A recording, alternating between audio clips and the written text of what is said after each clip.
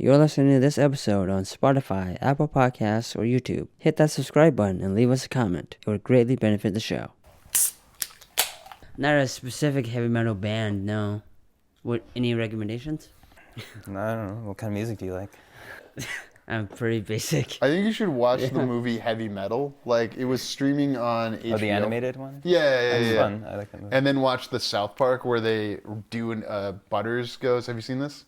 He goes to a land of boobs and they do it in the style of Heavy Metal. I watched that, like, when that came out, I watched it with Mrs. Farx and we both laughed. Welcome to Movie Bears with the Farx Brothers. Moving on. And I'm Kyle. And I'm Nick. I think it's a great introduction. We're joined by Matthew Daniel Fjord. Matthias Daniel Fjord. It's always something different. Actor, writer, director, and editor. We're into the spoilers for The Siege.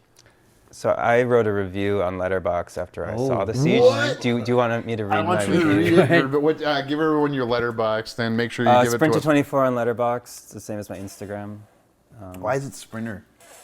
A long time ago, there was a library book that was like a sci-fi novel that somebody had got from the library, I don't know who, and it was like laying on the table and it was called Sprinter, and I was like, that's a cool sci-fi thing, and I didn't associate it with running or anything. I was just like, oh, this is like a sci-fi thing, and I thought it sounded cool.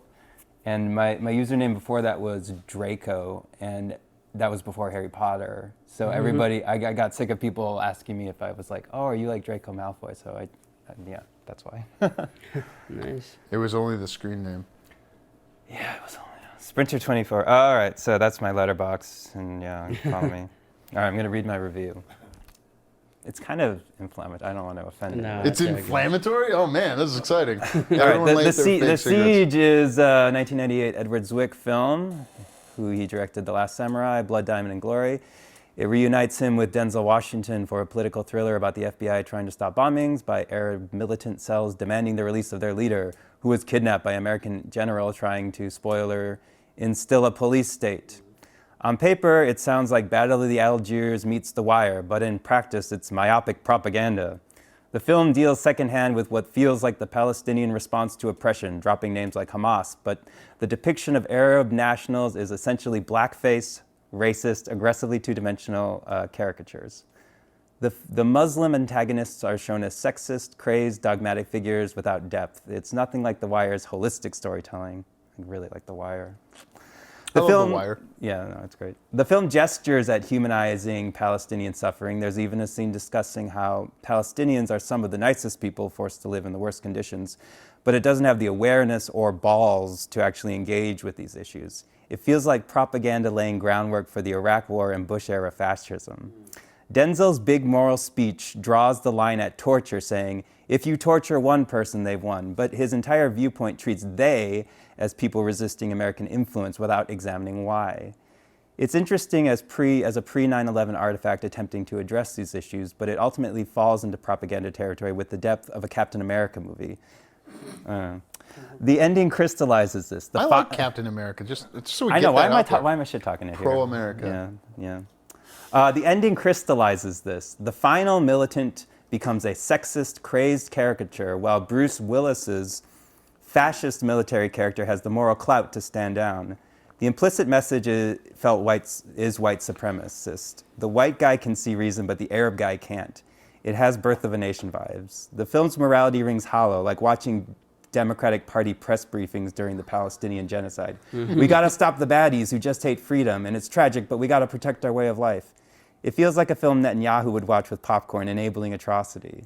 It makes me question Zwick's filmography. The Last Samurai has been accused of white saviorism, Blood Diamonds politics, all from a Eurocentric viewpoint, despite awareness of world cultures. It's a well-made, well-acted film, but I can't recommend it. Its viewpoints felt hypocritical, backhanded, and it felt like it pushed American exceptionalism. Damn. I'm really aggressive right after I see it. No, movie, that's apparently. great. Wait, what blackface? What is the blackface in the film? The blackface thing is just, it felt like, especially with the scene at the end where the guy had so much, he felt like he had so much nuance earlier in the film, but then at the end he was like, it felt like it was saying that Muslims are sexist. It was like, you know, because Muslims are more sexist than well, yeah, Western but with his culture. character, Not all, I mean, like, it's some, yeah, and you could make the argument though, and that is the portrayal of negative behaviors within a culture which do exist, is that portrayal inherently racist, right? Oh wait, just because he says like, "Oh, I would never listen to a woman." Yeah. His final of, moments. Yeah, it was that combined with like Bruce Willis being like, "Oh yeah, we should stand down." That was my immediate response after watching the movie. I can appreciate how the emotion of those things, from a 27-year-old movie, like, hey, that was awfully convenient to wrap this up within 2 hours so you can sell some more popcorn for the next screening. And when you say blackface, you don't mean literal blackface. You mean but like the spirit of it, dressing something up, using a character's ethnicity as a plot point instead of giving like nuance to the portrayal of the character. That's what I was. That was my feeling after. Sadir is two-dimensional because he's thought to be a bad guy, then he seems like a good guy because he's doinking the CIA lady, right. and then that turn there that put me off. Wait, did you ever think he was a good guy? I never thought he was. I thought he was. Yeah, when I saw the movie the first time, I didn't like his heel turn at the end because it seemed kind of. Well, he's like the vehicle for the empathy for that entire viewpoint of like, okay, why? He's not the only vehicle. But he's in terms of people that are on the side of the cells, So. Sure. Versus the guys who only eat pizza and shoot into the air while they come in. The pizza. I mean, the other guy is kind of the monk character who it's like he's suffering at the hands of this fascist machine, and he's working for the machine, and it's eating him up. But yeah, I don't know. Yeah, and he literally says the N-word. I won't be your. He does say that. Yes. I would feel weird as a white guy directing that, which Edward Zwick is. Did he write the script? I don't know. No, he did not write the script. This is a script that was probably being kicked around for a while, and then, I feel very preachy after reading that, though, and I don't know. I feel like I'm wagging the finger a lot in that review. Well, we understand what side of the Free Palestine argument you're on, and I guess I'll make the just to be clear. Anti-interventionalist, Netanyahu is a war criminal. Here's the argument I'll make for Western individualism. Western individualism is most embodied theoretically in the United States, and that we would that we have an ideal to live up to in terms of, habeas corpus, for example, and how that's violated, and that we're talking about that more now is good. And does this movie handle it well? No. but is Zero Dark 30 worse than this movie? Yes. Yeah. I own both movies, and I like watching them as artifacts of time, because Zero Dark 30 implies that the advanced interrogation techniques led to the capture and this.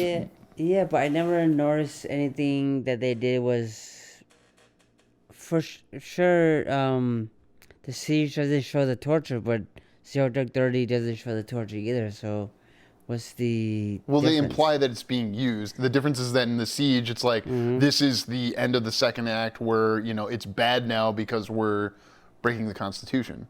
Which, that probably wasn't the first time. It's always been bad. You shouldn't torture somebody for answers, so why is it worse than Zero Dark 30? Because in one movie they're saying this is bad. In the other movie it implies, but maybe, if it's to get Osama, it's just the one time to get Osama, but then we do it Are they implying that in both movies though?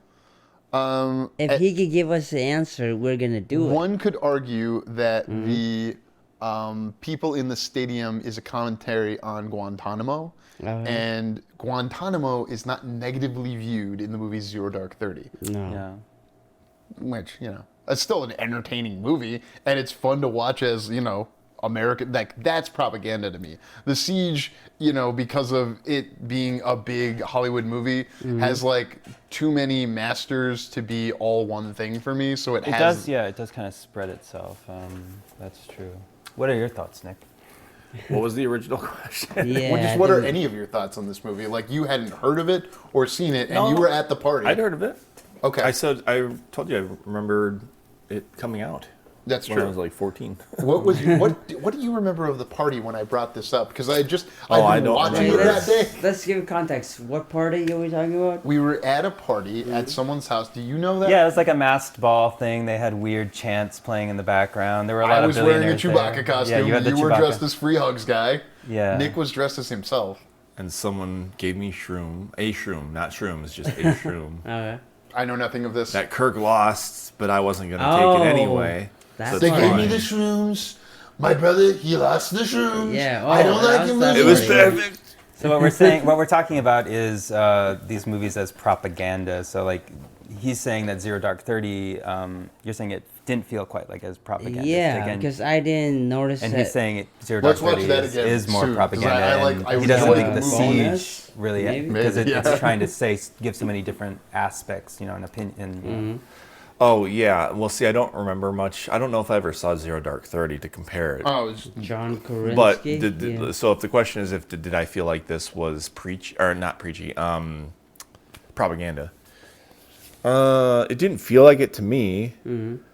It didn't feel like because I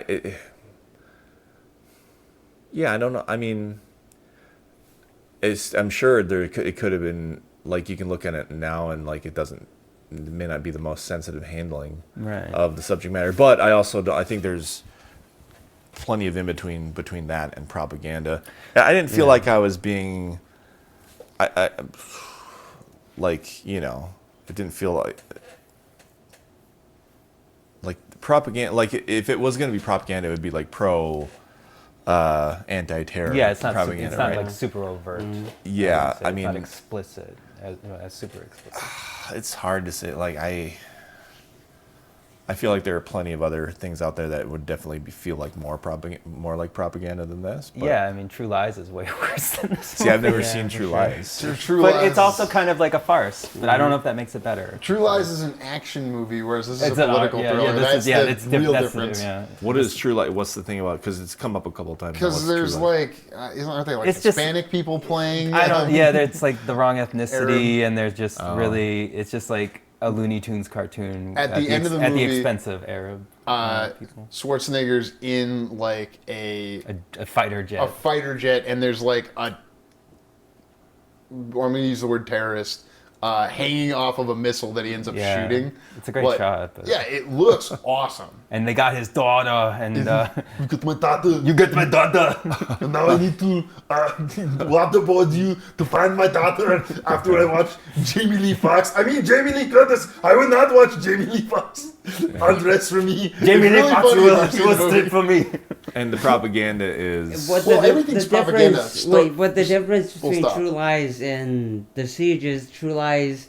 Technically, the whole plot is him trying to figure out if his wife is cheating on him. Which is a metaphor for American intervention. Is it? No, I don't know. Well, like if we can make you fear something at home, then we can get you to spend more on defense. That's the overarching narrative. But, No, I want to hit again. I think the everything main is plot of propaganda. True Lies is just him, Arnold, trying to see if Jamie Lee Curtis Yeah, that is is the trying main. to cheat That on is him. the main thing. And then That they is the take arc a of this turn, movie. yeah. Basically, it's just so that they have the same thing where it's using Muslims as caricatures for your villain role, and it's just dismissive of any. It's not telling their stories; they're just the aggressors. Okay. That's kind Not of a justification, but a point of like just historical context. The World Trade Center had been bombed in, was it 91, 92? And it was by, people who were extremists in that direction. the garage thing or whatever. Yeah, the thing in the garage, and then there was, because I remember this as like a 4 or 5 year old kid, like seeing this on the news and people being like, oh no, and then like immediately the news media, if it bleeds, it leads, and then the, war propaganda department is, yeah, money, money, money, but. Somebody benefits. So like, could that have influenced True Lies, for instance? Oh, probably, yeah. I'm not saying that that's okay. I'm No, just pointing no. out that, maybe that's. Right. These all exist as artifacts of I thought of the thing that is totally gross propaganda? Because like we all, I think everything's propaganda. The question is it bad? Propaganda? Yeah, that is the question. Is it When he at the goes in- detriment of the quality of the film? When he Jack Bowers into the school Right. and then shoots the guy, okay. that's bad. Oh, that's true. Yeah, yeah. It looks sweet though. And it was cool. Yeah, there's like 3 different scenes where they gotta go in and then they blow How do you him away. define propaganda, though? Yeah, how do you, that is a good question. Is it because I don't think it's just like, oh, there's definitely an opinion being expressed. I don't think that's propaganda. That's an opinion. Yeah. Okay, all movies are propaganda to me because everyone has an intent. Whether that intent is good for society or bad for society is the thing we can discuss. Sorry. No, yeah. But I don't think an intent is just that's the thing. I don't think an intent is propaganda. Well, like Or also opinion is movies are made by propaganda. multiple people, so it would be hard to say it's all one thing necessarily. But that's why it's fun to go back like almost but 30 how years and did look you at. find this propaganda? Like, is it too much American? Is it too much Muslim? Well, it's conflicted propaganda because It it's saying, is conflicted. yeah, America is an ideal. Like we need to keep America safe, but also we can't violate America to keep her safe. Yeah, but isn't America always a melting pot? Isn't that the idea of America? Multiracial working class, and yeah, 100%. Well, that's like part of the reason I didn't think this didn't feel like propaganda because it was not focused. Because it was like there were sometimes Denzel is like follow due process, that sort of stuff. Yeah. But then you also have the other characters who are like the opposite of that, but neither one. I mean, like obviously Denzel, like you're supposed to root for him, and therefore you're probably supposed to root for his worldview. But Yeah, he's like the good sheriff, Yeah. uphold the law. but nothing was like enough to feel like that was like the overall like theme or the message would make it propaganda for me. But I'm defining propaganda maybe differently. I'm thinking propaganda is like More explicit.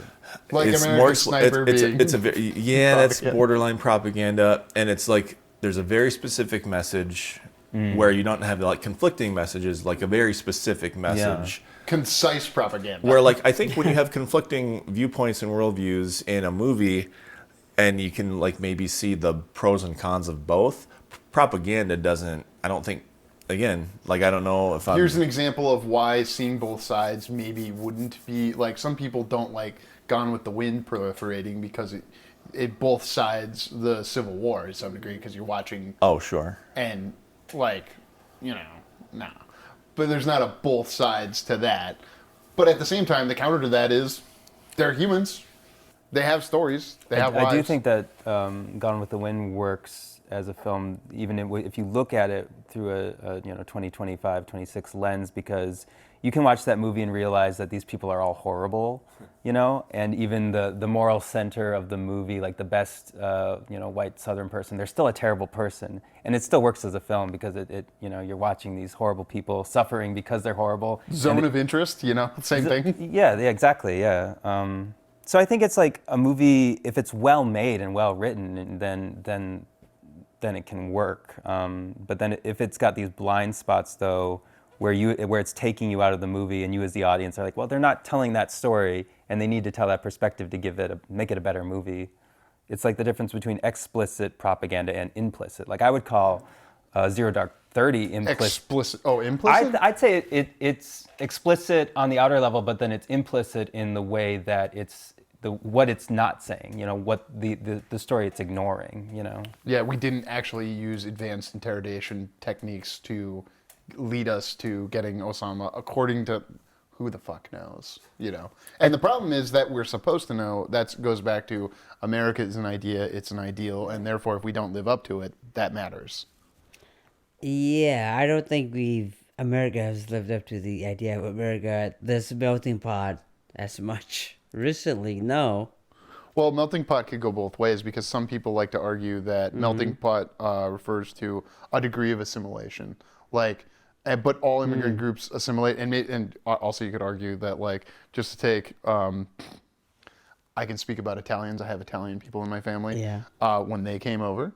Then, and this has happened with lots of immigrant groups prior to and after the Italians, there's some level of corruption within that group. And then it gets settled and becomes, you don't have Italian folks connected to organized crime as much anymore. And like in the 90s, for example, when The Sopranos came out, there were Italian American groups that were like, this is bad, this is hurting us.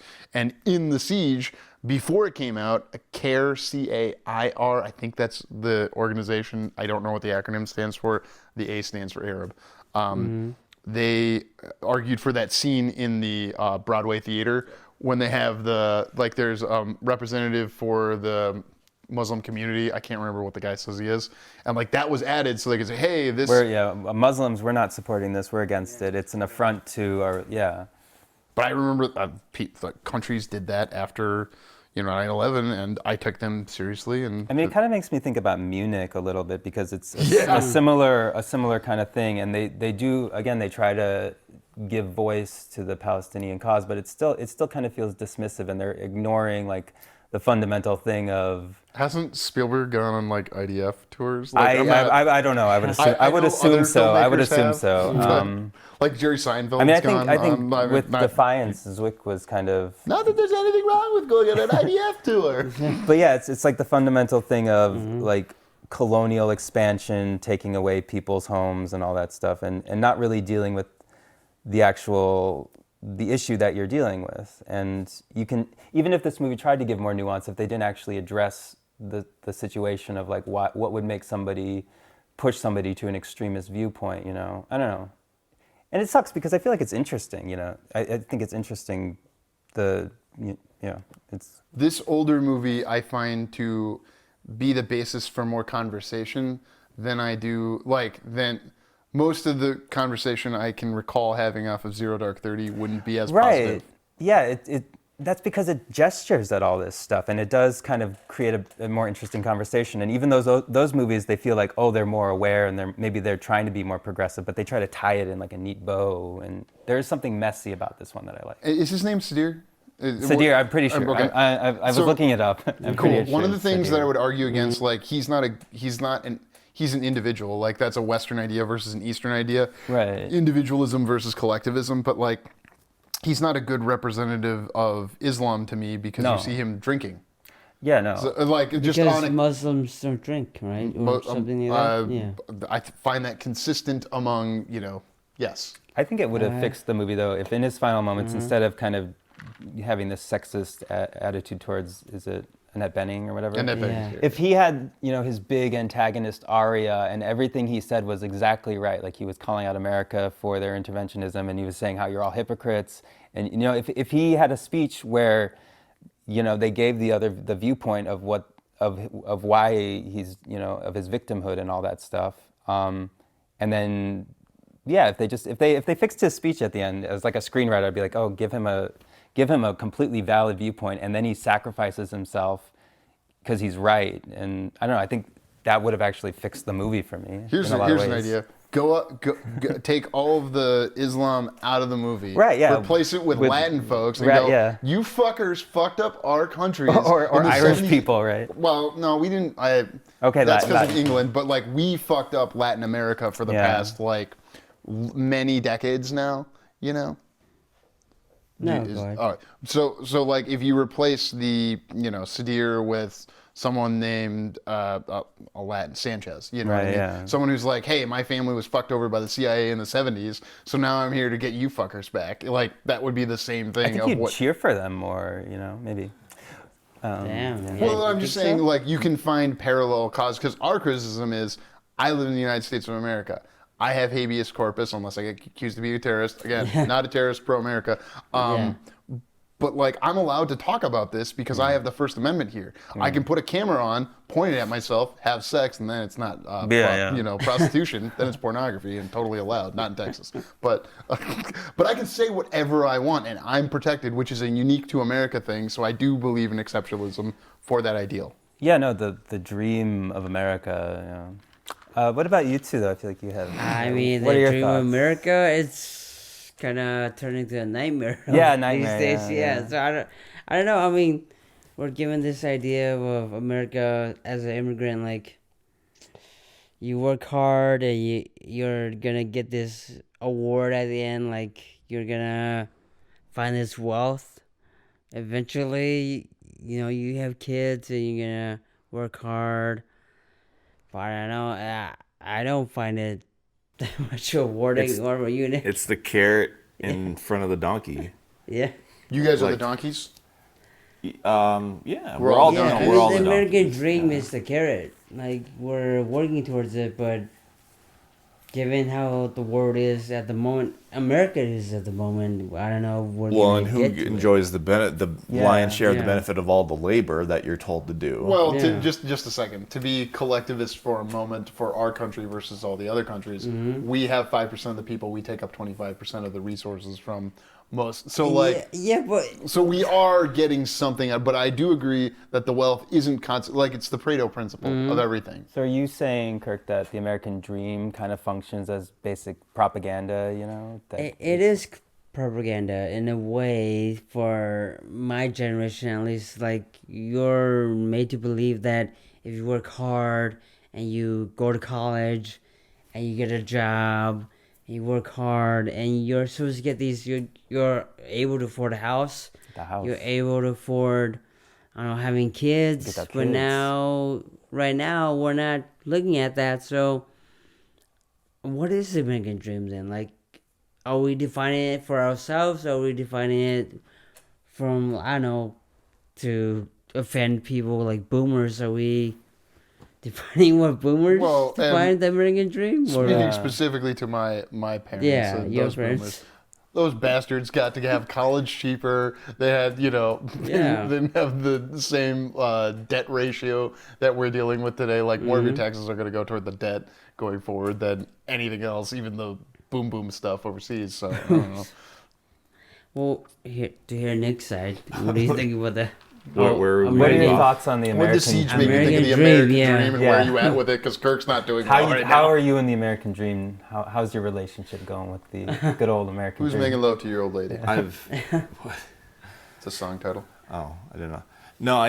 I think it is. I think it is the carrot that gets everyone to work because, I mean, you said a number of something about 25%. I don't know if it's relevant that we consume 25% of resources or something. Yeah, or, you have air conditioning. They don't have that in Europe. Yeah, but I'm not talking about. I'm not comparing us to Europe. I'm comparing us to, like, the top class in the same country. I'm not 100% comparing. agree. And like that's and like even you can still get something in return and still be getting screwed by the value of Two things labor. can be true, yes. Value of labor gets labor gets devalued, and then ideas from any guy who get someone like any person can get fucking high as balls on ketamine and like talk about colonizing Jupiter. Like, well, but did that's your not. dad have a diamond mine to get you started in this country? Yeah, so that's the Jupiter? whole basis for being against billionaires is like, at least in my opinion, is like Okay, go ahead. what? It's like no one person can be worth can really produce that much value on their own, and so the only way for them to get to mass that wealth is that you have to be devaluing. You have to be at least one thing devaluing the labor that makes things real. You have to devalue that. And then also there's the whole thing of like, well, you're going to sell a fucking tin can truck for $100,000 too. Like, price gouging stuff. But normally it's devaluing labor, I think. The shitification is the word I've heard lately. I just want to, like, for me, it's if you regulate capitalism properly, then it doesn't matter exactly what the numbers are over time. Like $1 million to a boomer 50 years ago seemed like what? Can you imagine any millionaires? You know what I mean? Yeah. But do you believe people are, doing it properly? I don't No, think not they're at all. regulating it. No, I of think we're course building not. too much debt and we're spending too much overseas. It's very simple. And That's not that's gonna bringing happen. problems home to us. Yeah, we're gonna pay for it. Well, and just like if you look at the wealth gap, I mean, like it should be obvious why people like struggle to afford basic things now. It's like it's not rocket science, and so that's what I'm saying about the carrot in front of the donkey. It's like you work because there's always going to be somebody like above you who's like maybe they're paying you and maybe you're even happy with what you're being paid, but if you really think about it, like your labor is worth more than what usually gets paid for it, because and it's easy to say, oh, that labor doesn't matter, but when you take it out of the equation, like what did all like the restaurant owners do in COVID? Like they didn't go, well, you know, when no one wanted to work for 7:45 anymore. But they also Wait, are like, you attacking the restaurant owners or the? I'm good, because they couldn't get tips. No, restaurant owners.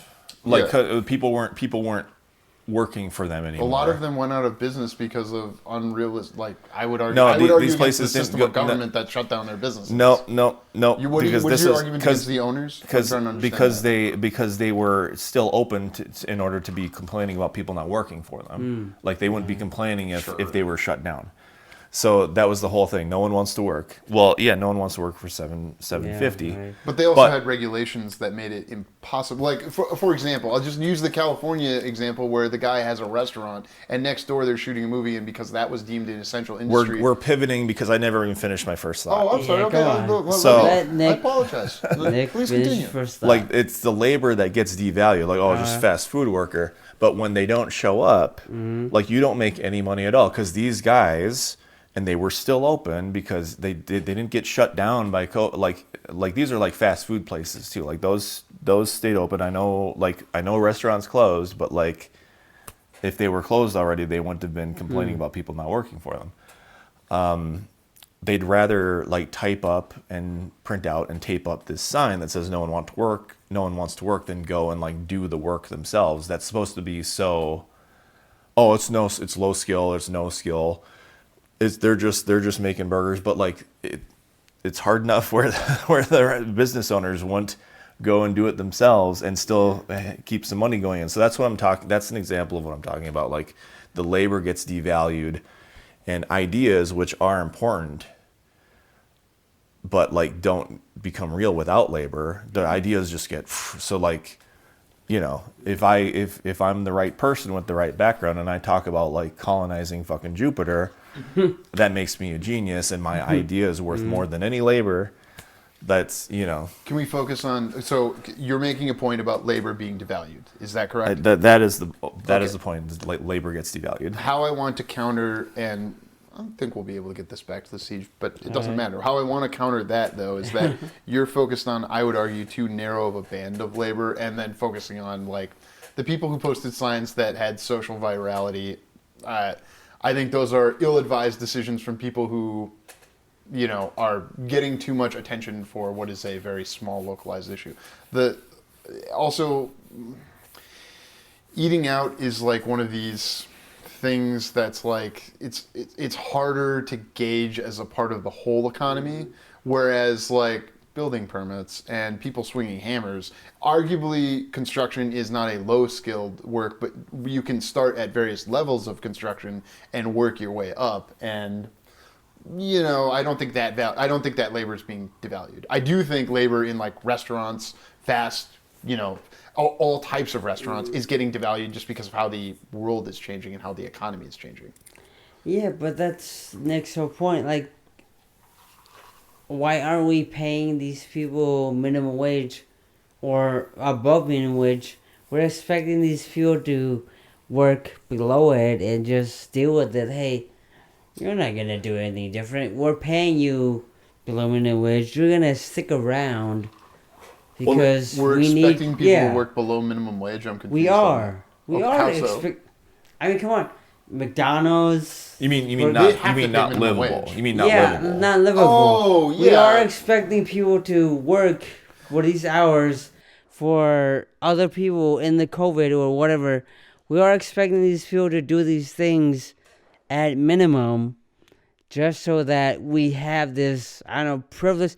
Yeah. There's like a shadow side to this thing that seems nice. You're pitching this beautiful ideal, but what is the shadow cast by that? So that we can agree on a couple things. Yes, I agree that actually I've heard a conflicting statistic that the homeownership among millennials is higher than boomers at the same point in their life.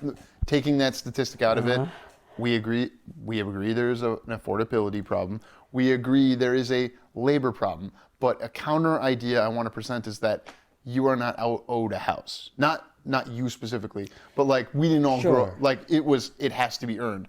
And to relate it to the Siege, we do actually get some backstory on Mr. Denzel Washington's character because Annette Bening brings up, oh yeah, you were the captain of this, you were the president of this, and it implies like meritocracy. The same argument is made. There's no ownership of a property here.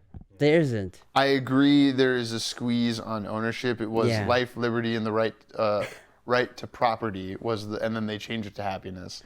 And like property owners used to be the only ones who could vote when the country started out, and then eventually, women, Good. Yeah. I'm a progressive in that way. Great. Yeah. But the part of the meritorious thing would be more and more work that is needed theoretically will be rewarded. That's like, I just want to make sure that idea is represented. But I agree, macroeconomically, we've got problems. At what level do we have to work hard enough to own a house? That's the thing. That no one's asking for no one says they're owed a house. No one wants a house for free. It's gotten more and more difficult. More and more, it's like the most difficult it's ever been. And meanwhile, all those years, all these decades, we've been told, things cost a lot because they have to have money to innovate, and that innovate's going to make things better. It never makes anything better for us. Kicking the can down the road. We get these little carrots all that in other forms. Like we get some technology. Oh, we have 4K TV. Oh, we have 8K TVs. Okay, great.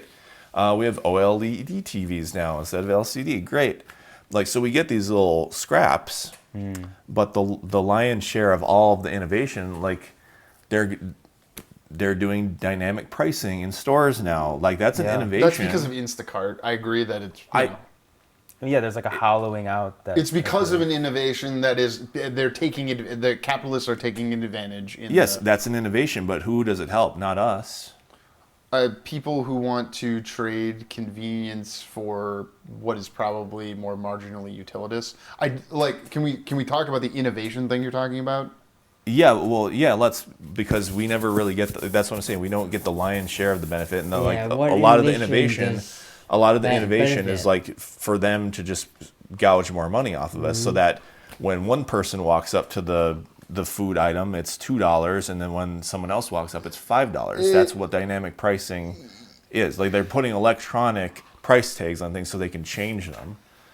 That's happening. Like the most common example of what you're talking about is Instacart, according to. Yeah, but no, they're doing it in real, and they're starting to roll it out in like real stores. Yeah, where they're changing the price of the taco if you drive up at 3:00 versus if you drive up at 5:00, right? Not so much. Not just based on time, but like based on who it is, which involves a whole nother level of like tracking and stalking people. But they're using AI for that too. So that's a kind of heady idea. I guess I want to go more to the heady.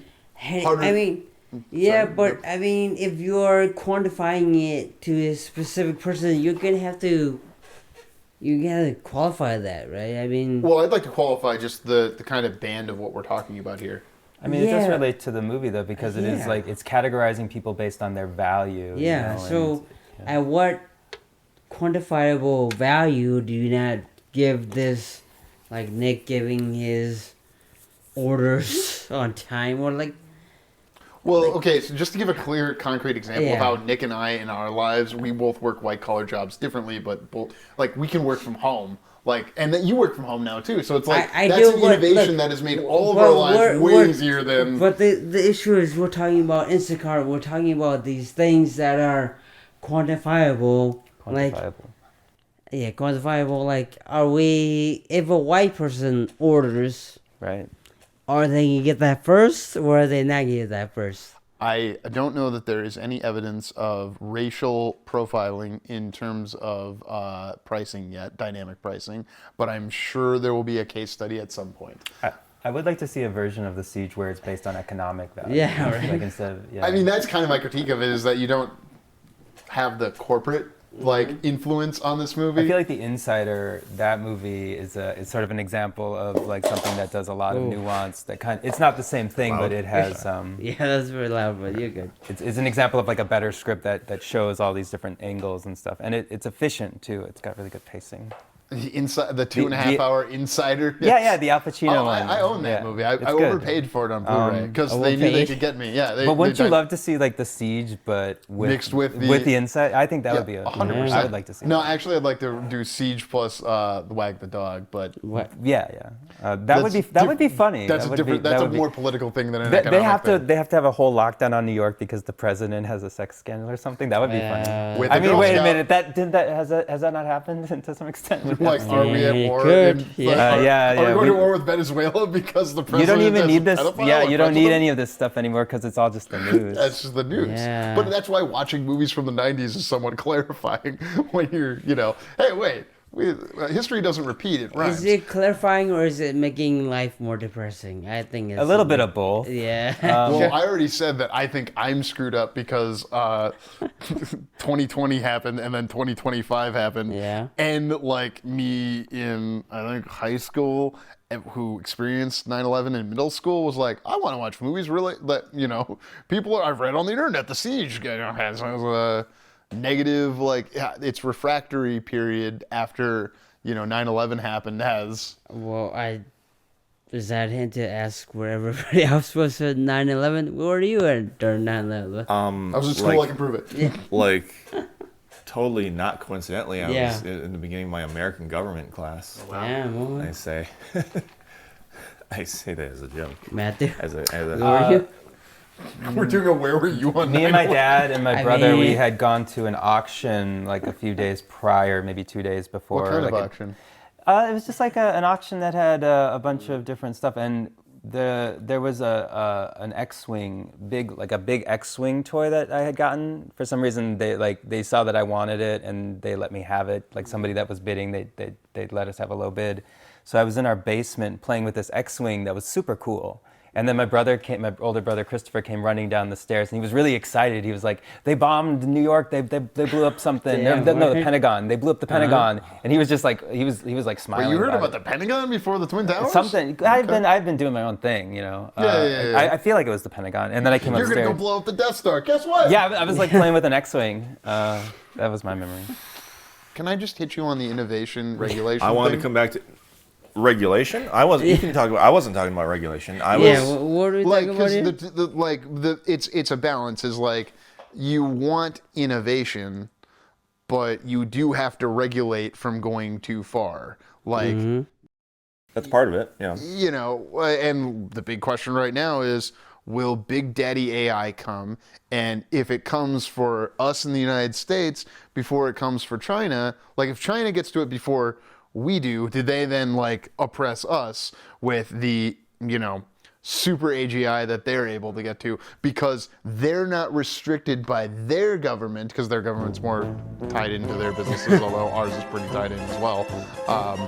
And allowing them to just, whereas we're like, no, we can't let even though we have a polycule of rat's nest for what's going on with the investing.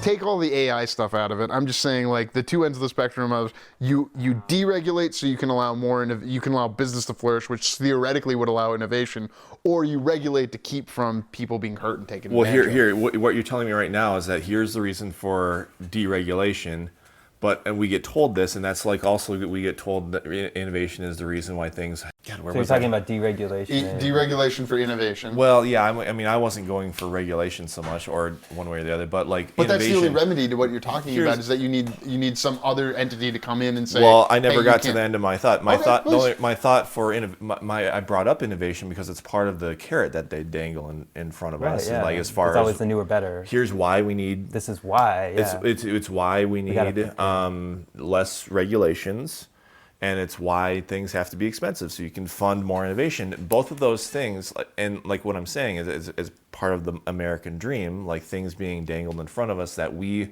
are supposed to buy into. Because it's a form of control. We're going Right. to make Form us. of control. You get a job, you go get, But I'm saying, most of, most of the value of people's labor goes to the top. No matter, we get some of it. So it's not and I'm not against innovation. Yes, I enjoy the benefits of innovation, but that doesn't change the fact that most of the value of the labor that gets done, and that's not just. I mean, I wasn't. I just wasn't just talking about like fast food or just during COVID, but Sure. like in general. Yeah, as a trend. Yeah, because like just the basic idea that then the idea part, like ideas are important, but like a person who opens like the 2 millionth fucking McDonald's on the planet, like they had that wasn't like some bright idea. That's just you have $2 million to open a McDonald's. Like ideas aren't, and if you don't have anyone to work, it doesn't matter how brilliant of an idea. 100% labor is a component. Yeah. They're trying to automate it away, though, especially in that industry. And we're trying to automate lots of types of, that type of labor away. Sure, and that might that's not be a just bad thing. It's further devaluing. We have a proliferation of certain types of things because... And who does it benefit more if they do succeed in doing that? It doesn't benefit us. us. And it always goes to the owners first. The people, the capital that comes in first, the ownership that comes in first. But that's theoretically that's supposed to be good for you. And the thing that you could do is you have an LLC that you make money on. I mean, it's not your primary form of income versus your W-2 job, but the idea is that your LLC, if meritorious, like if the meritocracy were real, and you're Are you saying it's not real? no. Like where are we going with? We always get Yeah. so far off the top, like the But initial I talking. think like, that's a great point to end this segment. Wait, Yeah. wait, We're going a little bit what don't you understand? I don't appreciate my Like point being the- shut down on that. No, it's where are you going with it? Like, what point are you trying to... Well, to me, it debate sort of with feels Nick? like we're talking Yeah. about values and ideals and ideas, almost like this shining beacon that we're all staring into, and we're mesmerized by it because there's truth in them and there's power in them, and it's attractive. But then, while we're all doing that, it's like somebody's mining our organs and collectively just stripping us down so that we're just barely even alive or something. I mean, that's kind of what it's making me think about. Yeah, while giving us just enough to like Just enough, go yeah. along with it. You got your lungs and your heart, but we Yeah. can take your Yeah, the kidneys. carrot. And then they will The continually yeah. point out, hey, you got your lung and your kidneys. Well, but don't ignore the stuff that I took, the rest of the stuff that you don't have. That I mean, I took. think part of it though is that we're looking at the ideals and we're accepting the collateral damage, right? We're saying that collateral damage, we're morally justifying it, but it's like they're putting us all in the cages, like in the movie. I don't know. in a form, yeah. In a form, yeah, that's what that makes Most it. businesses are going to fail. The guy who tries to buy the 9th McDonald's in an area, like the odds of that succeeding, the margins are very low. You Yeah, always it's the pivot. ninth- You take That's points what and you like. were talking about But earlier. you go on like a different tangent. That's not like totally. It's No, like, we're talking about ideals and that sort of thing, but then there's practicum. There's Right, how yeah, things, yeah. how the rubber hits the road. I use McDonald's as an example. I don't care. Like, yeah, if it really is the 10th McDonald's within a mile, yeah, of course it's going to fail. But that's irrelevant to my point. I'm No, making it's the not point. because Yes, you're it saying is. the. You interrupted me. apologize. The point was that like an idea, An idea. like isn't necessarily like if you can have the idea and the money to open a McDonald's, You're missing one point, but continue, please. but who makes the burgers? Execution. That's what you're talking about. There's someone at the top of the execution, and then there is an org chart of execution below that. Here's what's going to happen. They're going to keep erasing the bottom layer as much as they can because they add the least value because they don't have the capital. I'm sorry. That's how it works in, not a capitalist system, is that you don't have that. But you have capital. You have a home. You have a business. You have a W-2 We're already job. going off the rails here. I'm not Yeah, talking about what that. are you... I mean, at the bottom, there are workers. You can who build are- value is the point. Anyone can build value. I am no. That's I mean like You don't think so? Some people have advantages. That's Yes, Yeah, always. And we're immediately every time you start talking, we get immediately away from the point. I Like, appreciate the automaton. the what? Continue. What- yeah, I'm what- using the word correctly. That's a good word at home. Like the point is that is like here's How did the we get value. here? The value, the labor matters, and you immediately jump to like, oh, but they're going to replace the labor. I'm not talking about what might happen or might not happen. Right, hypothetically. I'm talking about the labor. Like, even if they replace people with robots, that's still the labor that needs to happen. think separate from the idea. So you're not disputing my point. You're just going off on a different. I'm adding a nuance. You're looking at labor in a binary. I'm looking at labor as a set of tranches, really. Wait, are you looking at it binary? No, I don't think you were. Overall labor is being devalued? Yes, that's true if you look at all labor. We do humans do less than they did 100 years ago because of technology. But that's with technology. Humans like us. Of course we're going to do it less with technology. Of course we're going to do that, but I don't understand where this argument is coming from. Well, because there are people in the world who are living in the 8th century, and there are people who are living in the 21st, and that connotes some sort of value on how they interact with the world. It does not say that their individual humanity is any less so, but it ends up having that effect in reality. Yeah, but are we as the head of this organization denoting them to, hey, look, you're gonna work this level, or is that society hey, you're entering this at this level, so you should be at this level? I mean, if they're working harder than they should, we should move them above that, shouldn't we? In representative democracy, we'd be able to move these things out. We can't because we have a Citizens United, so money is speech, and now it's only going to get more like what Nick's saying, and he's right. Wait, what are you saying, though? Specifically, what are you saying? Labor is going to get devalued, and capital is going to win. Yeah, labor, it's already devalued. And now AI, like robotics, AI, that's just a way to further devalue it. But that doesn't mean the labor is not important. I'm saying the labor is important because nothing happens without labor. Whether it's a human being doing it or a robot, someone has to make the fucking burgers. Yeah. So this is not an argument about, a burger isn't, you don't sell the idea of a burger. You need a fucking burger. Yeah. So someone has, or something, if they get to that point where they can effectively make them, and they don't have to pay with Musk's robots where it's like a teleoperator doing this. Mm-hmm. Well, eventually the energy of the world runs out. So again, that's you're right, but that's not what we're talking about. You're right, and that's why the AI stuff in the current model, they're hitting a wall with it. You don't. There's not enough power for it. Is there a way to go beyond that? How would we get AI pushed after that? I don't know. They always said we're going to ask the AI how to do nuclear fusion, and then I don't know why they haven't done that yet. Okay, but can I make another argument? Yeah, go ahead. I'm pro Venezuela war. There's more oil there than there is in Afghanistan. So, if we need more oil to power all these things, ultimately it always comes back to oil because nuclear fission doesn't work. Well, they love oil, but I don't know what oil. Are we technically going against oil? Are we doing solar powered or I don't know AI powered? The innovation hasn't occurred. The innovation hasn't occurred there, even with regulation to try and encourage it. You can't make an argument. Shouldn't we wait for the innovation? Shouldn't we wait for that? No, because you need the oil in the short term to everything then in why this room. Are we waiting for it? Shouldn't we just do that innovation? Well, it seems like people are making money off of the thing, and that's So we're just making money then.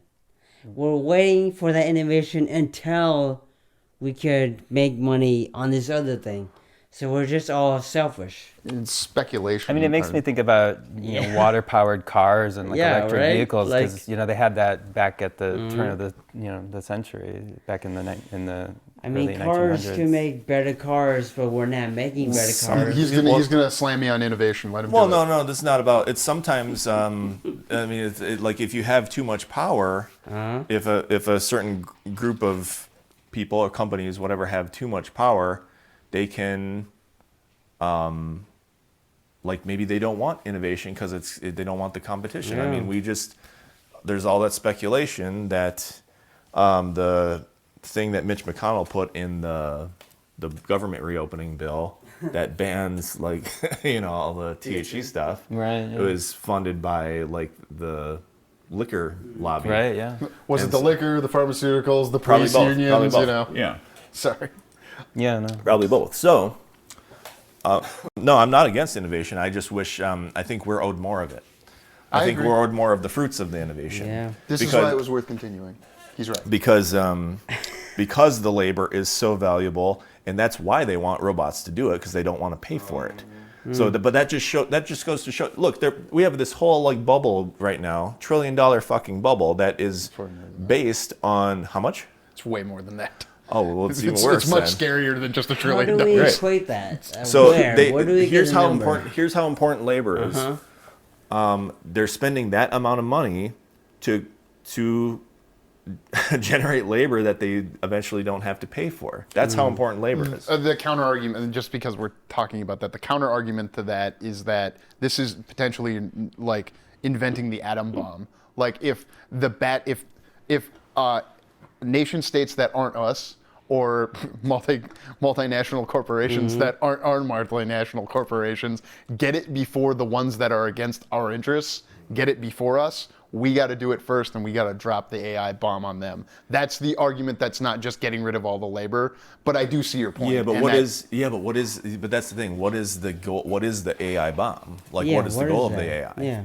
That's what, and it comes back to labor. We don't even know what to worry about. You couldn't explain internet to governments, your parents. like people at home, like, oh, I'm going to make a cat video. I'm going to make a fucking talking gorilla video. But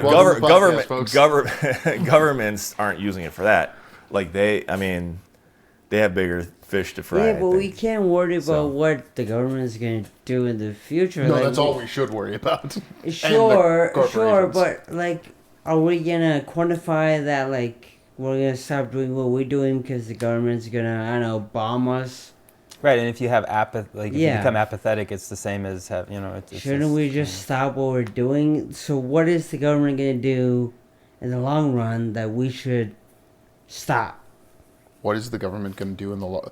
We get people to stop buying burgers? Yeah. Yeah, like, we should encourage people AI. to eat healthier, but like we should stop spending so much money overseas to, do interventions and instead focus on development here. We should get more of the innovation here, as Nick is saying. Yeah, but given how much Nick is saying, I don't think we're gonna do that though. We're not gonna do that here. Do you think we're gonna do that here?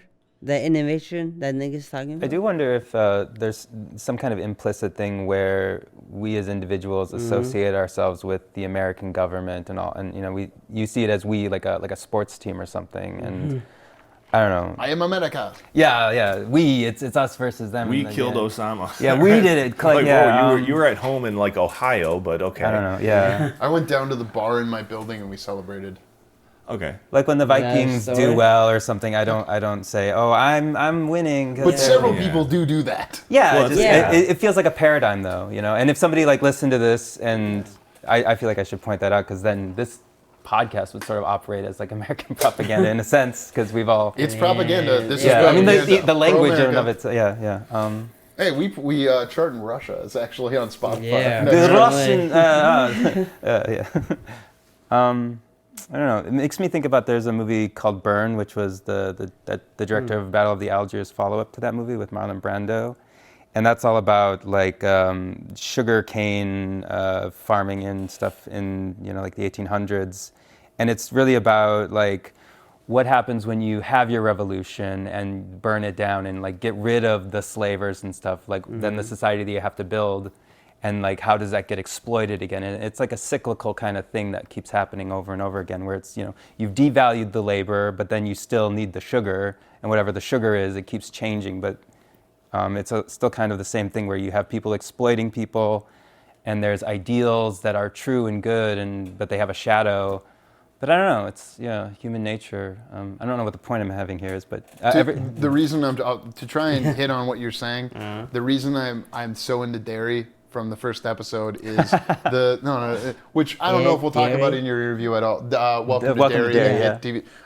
Is that 1962 is a black person who owns a theater saying, or it's around adjacent to those characters, someone saying something to the effect of, there is nothing wrong with this country that can't be fixed by what's right about it.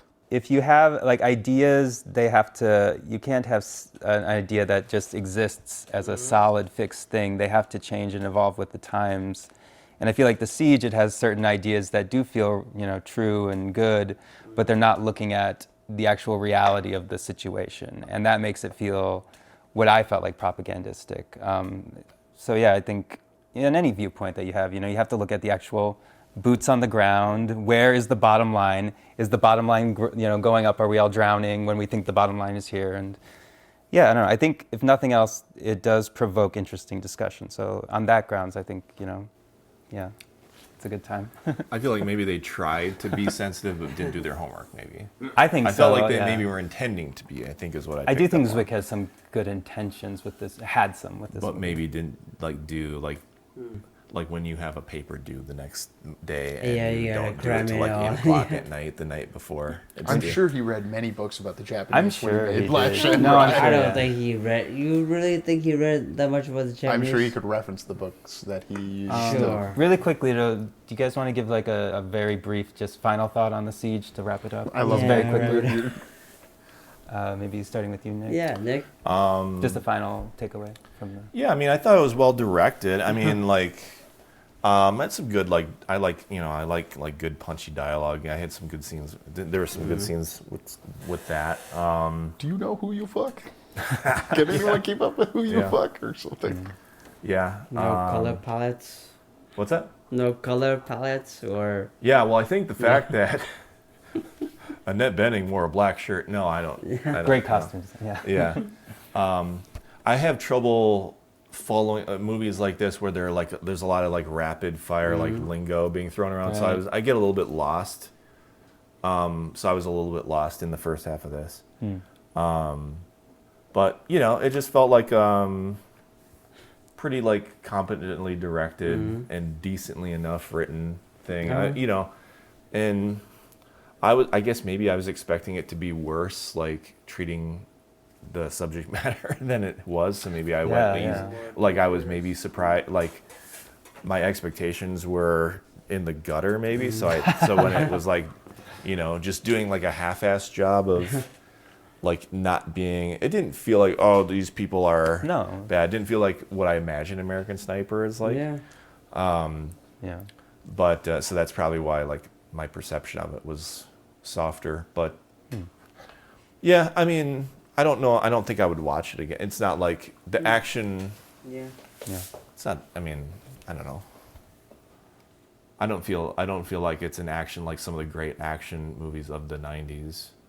Not as good as Die Hard with a Vengeance. No. I was about to say that's the best one of the '90s. Die Hard with a Vengeance. Have you seen Die Hard with a Vengeance? Yeah. Okay. I did own it. I might have lost it. But that's Live for Your Die Hard. What about you, Kirk? What are your final takeaway? Thoughts? Yeah, I was expecting a lot more caricatures of Muslim and them being the bad guys, but I didn't feel like they were quote unquote the bad guys in that movie that much. Because you give that facial fiction. Did you think they were the bad guys that much in this movie? The optometrist told me that my face sags, so I do this a lot, which makes it seem like I'm having thoughts that I'm just like. Did you have anything else, Kirk? No, I didn't think it was that extreme. I just felt like it was just a standard 90s, 80s movie. They didn't, go that far in the characteristics of these people who were bad. I didn't see any evil in them. They were just trying to be these people who were fighting for what they believed in, like the American people. Yeah. So. Well, as the guest, what are your final thoughts? Yeah, come on. I have wanted to watch this movie at very dark times, Okay. and I'm very afraid for what's going to make me want to watch this movie again. What's going to trigger you next rewatch? What's going to trigger me to watch The Shield or the Siege? I keep wanting to say The Shield, The Siege again. Ooh, The Shield, nice. Oh yeah, well, okay, go ahead. Law enforcement. That's all. The Shield and the Siege. You're sitting in terror of what's going to trigger your next. My final thoughts are this movie really makes me want to see Operation Ogre, which is about terrorists, I think, it's Spain or Italy, and they're trying to kill fascists, and that's a movie that apparently is all from that perspective. So I'm excited to watch that after watching The Siege. So one man's terrorist is another man's exactly, freedom yeah. fighter. So that's my next you ever heard that political before? No. watch, and that's you heard my review, so yeah. Well, let's hear that one more time. What's One man's terrorist is another man's freedom fighter. There you go. Yeah. Damn, all That's right. good. Never heard that before. Wow, I remember hearing that like right after 9/11 in my public school education. Oh, all right. Oh, interesting. Yeah, because it's like, oh, you can compare extremists to Muslim, but would you consider Christian to KKK? Right. Yeah. The West Wing example. When does the xenophobic kind of thing come in, and when do you idealize? Yep. Yeah. True. If there's a 1% chance, we have to stop Superman. Yeah. America is Superman, or is it Batman? Depends on your perspective. No, Batman's definitely a bad thing. So we strive for Superman. Gotta beat up all the. Yeah, come on, we strive for I like Superman. the James Gunn Superman. That was good. Yeah, right? It's punk to yeah. Kindness Yes, is punk. Or no, just what's undone. Kindness is punk. Well, thank you so much for having me on to talk about the siege. Do you guys want to talk about me now? Yeah, we Right, were we're talking gonna about talk about Matthias dying Yeah. Matthias. Are you gonna cut down the stuff where they're arguing about labor value and No, stuff? Or are you gonna keep that? You're gonna keep that? I'll keep that in. Yeah. Okay. It's like Can you play the Curb Your Enthusiasm theme under it and like cut back to me and you looking at each other? bum, bum, bum, We have a lot. you hate innovation. Bye-bye. You hate labor. That's not even what I'm talking about. You didn't even. Yeah, that was funny. Thank you for listening. For more JK Productions, find us on Instagram at JK Productions Team and on Facebook, JK Productions MN. Bars. Bars? Those are bars. Oh, yeah, I'll bars. have a We never nibble talked of about that. Oh, You wanna was mention the bars? innovation thing all about the bars? Like, Yeah, were we supposed to- None of you tried my bars. I cooked the bars. That was labor. Did you cook the bars? Yeah, I made them. Wow, they're not bad. They're very flavorful, and the sweetness doesn't overpower. That's nice. It's like a nice balance. Totally by accident, but yeah. They suck. Really good texture. It's almost crunchy, but then there's a soft. Yeah, the bars. I like those. I noticed the specificity in your compliment. Oh, thanks. I appreciate that. Yeah. Well, we ended it a while ago, so I don't. Oh, I'm excited to see how much of this makes. Yeah, right? What I would do is maybe the labor stuff. Like you could probably cut maybe some of that, and then like curtail it to. That's maybe what I I would might do. cut out whatever you and Just Nick put it are at the talking end. about. You could put it at the very end. Yeah. Maybe. Yeah, I don't know. He's I done mean, it before. it's like interesting because they are getting heated. I don't know. It happens Which is all the great time. for the show. Yeah, we need a debate for the show. But I mean, like, if it's genuine, Well, that's the thing is they try to get us to hate like the overseas people, the terrorists, the immigrants, but it's really, nah, man. They're just devaluing their labor and trying to make you a wage slave. I mean, maybe Nick, there's an any element of that. thoughts? It's like No, that's what Nick's saying. because right? they're not getting value from their labor that devalues Yeah. them, and then you need to have like racist Right. kind of thing. Yeah, I don't know, maybe. Well, I was talking about that in relation to the American dream. Yeah, exactly. Yeah. Like there may be versions I- of the American dream and other.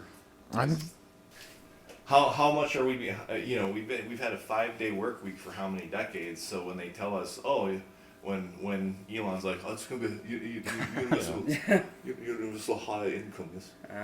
It's like He doesn't say it like that. I'm sorry, but he makes No, the but he's making a good point though. I agree, but the argument is that abundance works out to where we're all high income and we're all like America. But the problem is that for everyone to have the same resources as the United States, we would need 5 planets. it's mathematically impossible for everyone to be like high income. I mean, like if you printed money and gave everyone $1 million, $1 million would not Be be worth $1 million. nothing, yeah.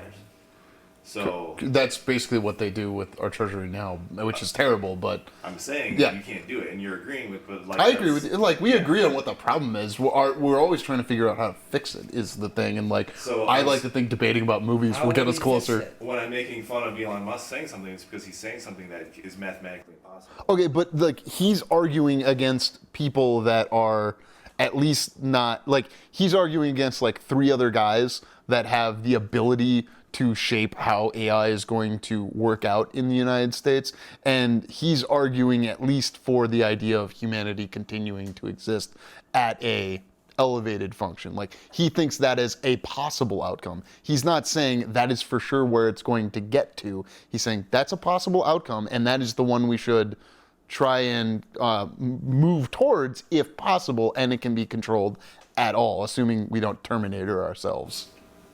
I mean, even if he's advocating for AI that benefits humanity, like, are you saying that's what he means when he says universal high income? Because universal high income to me means universal high income. Well, does income matter if we all can like have enough to eat, have a safe place to like put our stuff? It wouldn't matter as much if if we didn't have the forced scarcity of those things. But like, but then again, that's not the same.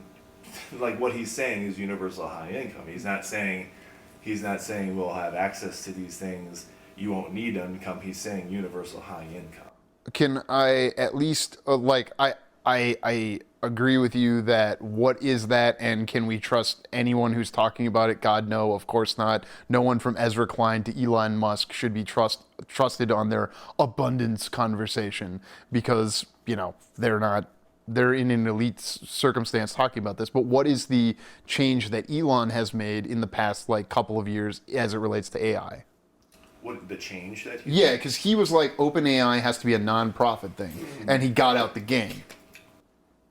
And then he's made a change in the past couple of years that he has articulated, and that change is that he was gonna stay out the game and say like, no, AI is going to kill us all. But now that we're hurtling towards the cliff, he is trying to compete to at least get the